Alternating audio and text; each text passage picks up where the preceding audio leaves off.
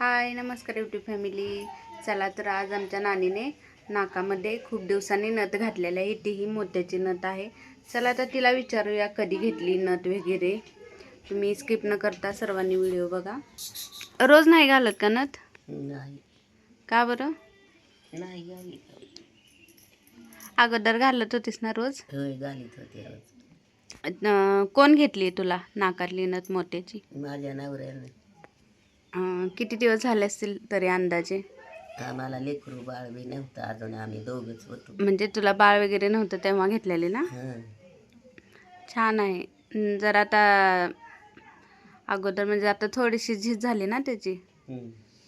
ठेवून ठेवून घालायचा ना मग रोज. 2 ग्रामची होती, हां. आता ती ठेवून ठेवून झिजली आहे, बारकी झाली आहे. तरी म्हणजे आता किती खर्च आला असेल त्याला? म्हणजे आता तर सोनं घ्यायचं म्हटलं तर भरपूर पैसे वगैरे लागतात, कारण खूप महाग होत आहे सोनं चांदी. तरी कितीला घेतली असेल अगोदर?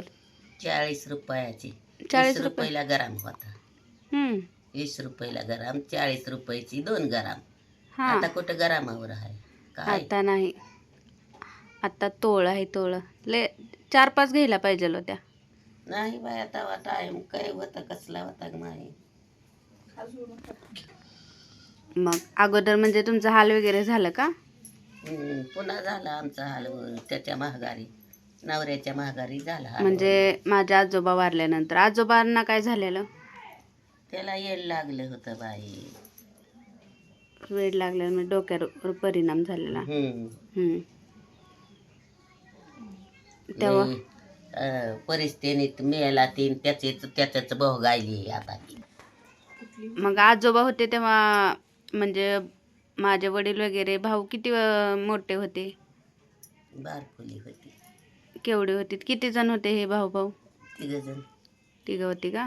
आणि एक पोरगी, ती पोरगी वारली. हां. मग शाळा वगैरे शिकलेत का? जनावराच्या माग. म्हणजे असं दुसऱ्यांची जनावरं? एक जण कोण वासरं राखीत होतं, कोण शेरडं राखीत होतं, कोण काय करीत होतं. लय लेकरावाचं हाल झालं. म्हणजे त्यांना शिक्षण पण भेटलं नाही, आणि ती काय जनावराच्या माग. गरीब परिस्थितीमुळं. नोकरी करीत करीत हारीनं म्हशीच्या पाठीवर शाळा शिकली. आणि ह्यानं बी तसाच केला, ह्या थोरल्यानं बी. त्यानंच नाही. सांग मग. पुन्हा आणि जेवण वगैरे होतं का तेव्हा अगोदर? ती काय जेवायच्या ह्याच्यावर तरी लोकाच्या घरी होती. अजून? हां.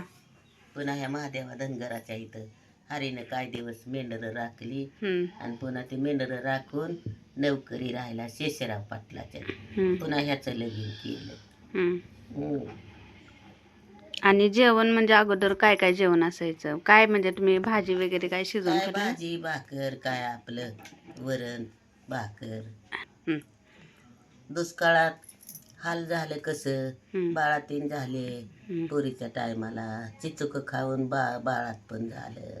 चिंचुके खाऊन? पुन्हा ही बापानं भाजी पोत भरून आंबाड्याची आणायची. ती लेकरावाने मीठ लावून ती भाजी खायची. या लेकरावाचं भाजीचं आंबाड्याचं पिंडाया. आंबाड्याची भाजी म्हणजे तेव्हा असं जास्त असं म्हणजे चपाती भाकरी पण नाही, ओळखच नव्हती आणाची. हां. म्हणजे खूप हाल झाला अगोदर. आणि आता सगळं आहे तरी काय देव खाऊ देईना. म्हणजे शुगर BP आहेच, हे खायचं नाही ते खायचं नाही, पथ्य पाणी आहेच. आणि अगोदर काही भेटत नव्हतं. तुला सांगते, माईनं त्या देवळालीच्या गुरुवाराचं कुराळ गाळ गळत होतं.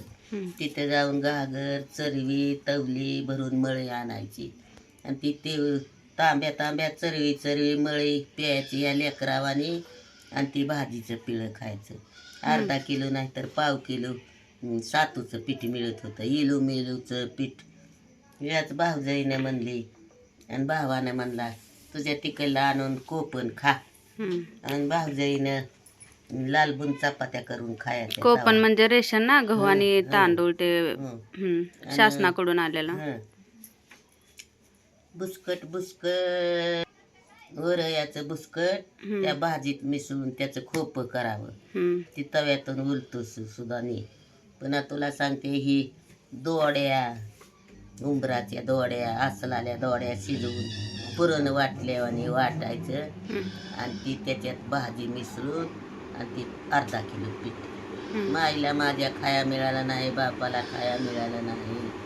पुन्हा तेव्हा होते का तुझे आई वडील? होय सामुदाने हिर निघाली, त्या हिरीवर गेले आणि तर म्हणली माणसं तुझी हाजरी आम्ही कुण्या बी कामाला लावू आणि तुझी बाराती झाली. देऊडगावच्या रानात शेंगदाणं लावाय नेलं मावळणीनं. मावळण लई चांगली होती मायू आणि ती शेंगदाणं औषध लावलेलं खळखळ खळखळ दूध आणायचं ही लेकरावाला चारायचं. पुन्हा रोडवर माझी हाजरी लावली. मग मला खंदा यायचा नाही, वध घ्या यायचं नाही. पोरीला मेकीरून झोका करून त्याच्यात टाकायचं, म्या खंदायचं आणि माईनं माती भरून टाकायचं. आणि मग तिचं एक माप माझं एक माप सुकडीचं आलेलं घेऊन जाऊन ही लेकरावाला एवढली सुकडी खाऊ घालायचं. सुकडी अशीच बनवून का त्याचा शिराही? नाही तशीच खात होती. चांगली होती सुकडी त्या टायम. अगोदर चांगली होती. हं चांगली होती. असा हाल झालं बाय, काय सांगायचं. भरपूर हाल झाला अगोदर. खाऊ दे काय करायचं.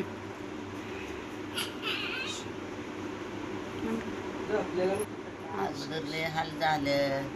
लेकरं निंतुली होती. आता चांगलं झालंय. आता सोन्याचा दूध निघालाय, पर आता देव खाऊ दे. आता तब्येत साथ देत नाही, BP शुगर आहे.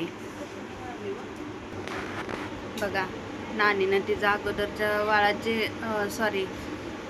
काळात जे हाल झालं ते नानीनं सगळं सांगितलेलं. खूप वाईट वाटलं ऐकून, कारण तेव्हा अशी परिस्थितीच नव्हती. खूप म्हणजे वाईट दिवस होते त्यांच्या काळात.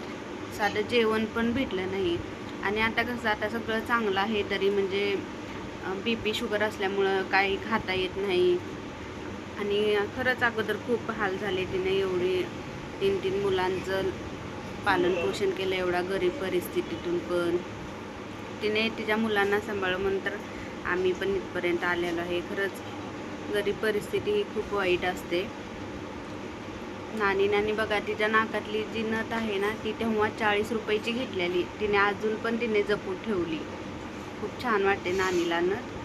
40 रुपयाची नथ आहे ती. आणि आता जर आपल्याला सोनं घ्यायचं म्हटलं तर खूप असं महाग आहे. आपण सोन्याचा विचार पण करू शकत नाही. बघा नानीची ही अगोदरच्या काळातील वाईट दिवस नानीने सांगितले, ते खरंच खूप वाईट वाटले. चला तर आजच्या ब्लॉगमध्ये एवढंच. व्हिडिओ आवडला असेल तर लाईक करा, शेअर करा, कमेंट करा आणि चॅनलला सबस्क्राईब करा. चला बाय बाय.